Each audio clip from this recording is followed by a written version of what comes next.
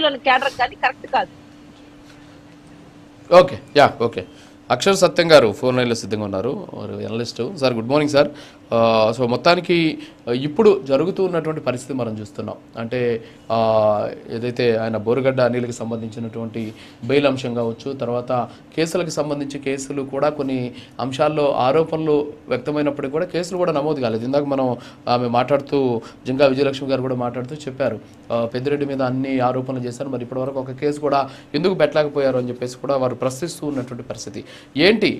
మన కీర్తన గారు కూడా చెప్పినట్టు కొంతమంది ఇంకా కూడా వైసీపీకి సంబంధించినటువంటి సానుభూతి పరులు వ్యవస్థలో ఉన్నారు, దానివల్ల కూడా ఇలా జరుగుతూ ఉండొచ్చేమో అనేటువంటి అనుమానాన్ని కూడా ఆమె వ్యక్తం చేసినటువంటి పరిస్థితి ఎలా చూడొచ్చు అంటారు అక్షర్ సత్యం గారు? సార్, మీకు ప్యానెల్లోని పెద్దలందరికీ కూడా నమస్కారం సార్. అందరికీ మహిళా దినోత్సవ శుభాకాంక్షలతో ప్రారంభిద్దాం సార్. ఈ రోజు మీరు తీసుకున్నది డామిట్ కథ అర్థం తిరిగింది అంటున్నారు కదా. డామిట్ కథ అర్థం తిరగలేదు సార్. డామిట్ కథ సర్దుకుపోతుంది సార్. పాలక ప్రతిపక్షాలు సర్దుకుపోతున్నారా లేదా వ్యవస్థలు సర్దుకుపోతున్నాయా అనేది ప్రజలందరికీ తెలుస్తుంది సార్. రెండోది, ఇది సజ్జల పెద్దిరెడ్డి మీద చర్యలు ఎందుకు తీసుకోలేకపోతున్నారు అంటున్నారు కదా. అసలు ప్రభుత్వం చిన్న చేపలు పట్టుకోవడానికే శక్తి సరిపోవట్లేదు. ప్రభుత్వం పోలీసు వ్యవస్థలు శక్తి సరిపోవట్లేదు. శక్తి సరిపోవట్లేదా లేదా ఆసక్తి లేదా ఇలా అరెస్ట్ చేయడం. ఇటువంటి చిన్న చేపలనే పట్టుకోవాలి శక్తి లేని వరకు పెద్ద చేపలు తిమింగళాలను ఎక్కడ పట్టుకోగలరు సార్.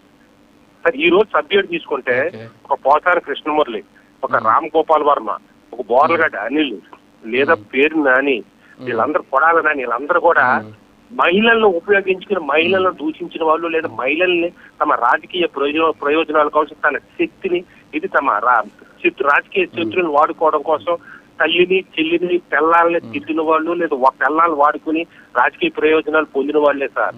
ఇటువంటి వ్యక్తుల్ని మీద చర్యలు తీసుకోవటానికి మా ప్రభుత్వం ఎందుకు ముందుకు రావట్లేదని టీడీపీ అధికార ప్రతినిధి గారు ప్రశ్నించలేకపోతున్నారు. ఇటువంటి వ్యక్తులుగా మా వైసీపీ సమర్థించేదని వైసీపీ అధికార ప్రతినిధి ఖండించలేకపోతే చాలా దురదృష్టం సార్. మరి నన్ను క్షమించండి మహిళలందరూ కూడా. మహిళకు చిత్రం మహిళ అనడం ఇదే కారణం అనుకుంటా. ఒక పోసారి కృష్ణమురళి, ఇది మన కీర్తన గారు అంటున్నారు, సాక్ష్యాలు ఆధారాలు వచ్చే వరకు మేము వెయిట్ చేయాలని అంటున్నారు. ఏంది సాక్ష్యం సార్? పోసారి కృష్ణమురళి పబ్లిక్ గా ప్రెస్ క్లబ్ లో తిట్టాడు సార్. ఇంకా సాక్ష్యం ఏంటి సార్? ఇంకా బోర్లగడ్డ అనిల్ ప్రెస్ ముందు తిట్టాడు, దానికి సాక్ష్యాలు ఏంటి సార్? పిల్లల్ని తిట్టాడు, కూతుర్ని తిట్టాడు, భార్యను తిట్టాడు.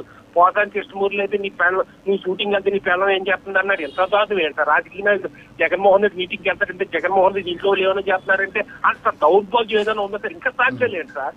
మీరు సర్దుకుపోతున్నారా వ్యవస్థలతో? మీరు యాక్షన్ తీసుకు వైసీపీతో సర్దుకుపోతున్నారా?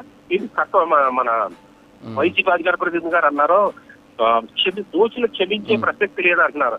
అంటే శిక్షించే ఆసక్తి ఉందా మీకు లేదా? రాజ్యాంగం శిక్షించమంటం లేదు కదా, దోషుల కష్ట సాధింపు కోసం అంటారు. మరి రాజ్యాంగ బద్ధంగా చేయమని రాజ్యాంగ బద్ధకంగా చేయమని లేదు కదా. మీరు కేసులు పెట్టి వాళ్ళు బెయిల్ తీసుకునే వరకు వెయిట్ చేసి రామ్ గోపాల్ వర్మని అరెస్ట్ చేయలేకపోతున్నారు సార్. మీరు కొడాల నాని అరెస్ట్ చేయలేకపోయారు, పేరుని నాని అరెస్ట్ చేయలేకపోయారు బెయిల్స్ వచ్చే వరకునే. ఆ టీవీ రెడ్డి గారి ఫైబర్ కేసు లేకపోతే పోసాని కృష్ణమురళిని కూడా అరెస్ట్ చేసిందేవారు కాదేమో అని ప్రజలు అనుకుంటున్నారు. ఇప్పుడు పెద్దిరెడ్డి రామచంద్రారెడ్డి గారిని అరెస్ట్ చేయాలంటే సాక్ష్యాలు కావాలి. ఎందుకంటే 34 దశాబ్దాల నుంచి ఆయన మార్చుకుంటూ వచ్చాడు రికార్డులు. టైం పడుతుంది అనుకోవచ్చు. లేదా సజ్జల రామకృష్ణారెడ్డి గారు స్క్రిప్ట్ ఇచ్చారంటే దానికి సాక్ష్యం లేదు.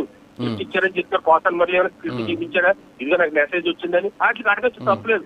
పబ్లిక్ గా తిట్టినోళ్ళ మీద కూడా మీరు ఆయన ఎవరు బోర్లగడ్డి గారు బెయిల్ తీసుకుంటే ప్రభుత్వానికి తెలియదు అంటున్నారు. నేను ఆంధ్రజ్యోతిలో డిబేట్ లో విన్నా.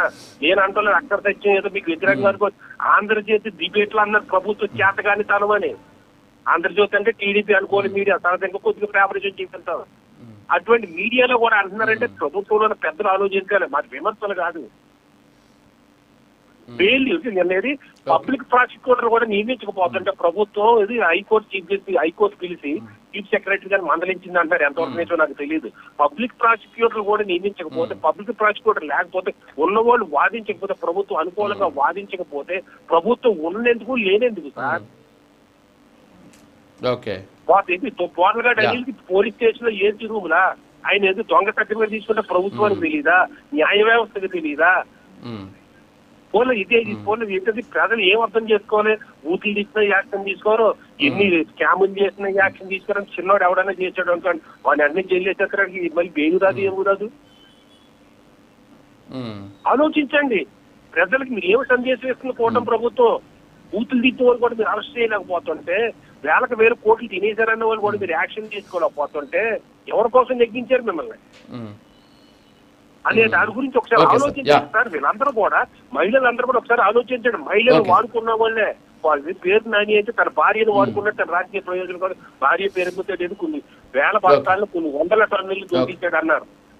అటువంటి వ్యక్తుల మీద యాక్షన్ తీసుకోకపోయి, భార్యలు లేడీస్ టీచర్ పోసాడని తీసుకోలేకపోయి, ఆర్జీబీ మీద యాక్షన్ తీసుకోలేకపోయి, గవర్నమెంట్ అనిల్ మీద యాక్షన్ తీసుకోలేకపోతే, ఒక హోమ్ మినిస్టర్ ఒక మహిళ, అక్కడ ఉన్న ముగ్గురు ఓకే సార్. ఓకే.